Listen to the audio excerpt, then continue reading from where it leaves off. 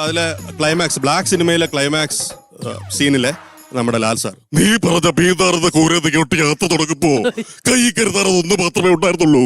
ക്യാപിറ്റലായിട്ട് ആത്മവിശ്വാസം, പിന്നെ ലഹരിയോടുള്ള അടങ്ങാത്ത ആർത്തി. എനിക്ക് ലഹരി അധികാരമായിരുന്നു. ഭരിക്കാൻ, ശിക്ഷിക്കാൻ, ഒരു പട്ടണത്തിലെ ഏത് മനുഷ്യ ജീവന്റെയും തലവര മാറ്റാൻ കഴിയുന്ന അധികാരത്തിന്റെ ലഹരി. എന്നോട് നീ ഇതെല്ലാം വെച്ചിട്ട് പോവാൻ പറഞ്ഞത്. എന്നിട്ട് ഞാൻ എന്ത് ചെയ്യണമായിരുന്നു? ഡെവിൻ കാർലോസ് എന്ന മാനസാന്തരം വന്ന മനുഷ്യൻ ഇവിടെ ജീവിക്കുന്നു എന്ന് ബോർഡ് വെക്കണോ?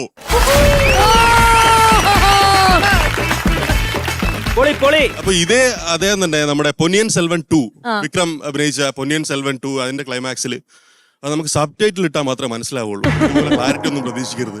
അപ്പം ഇങ്ങനെ വിക്രം ഇവിടെ മരിച്ചു കിടക്കുകയാണ് ഇങ്ങനെ. അപ്പോൾ നമ്മളെല്ലാവരും വിഷമിച്ചിരിക്കുകയാണ്. അപ്പം പെട്ടെന്ന് ലാൽ സാറിന്റെ ശബ്ദം, നമുക്ക് പരിചയമുള്ള ലാൽ സാർ അവിടെ തിയേറ്ററിൽ കണ്ടുകൊണ്ടിരിക്കുമ്പോൾ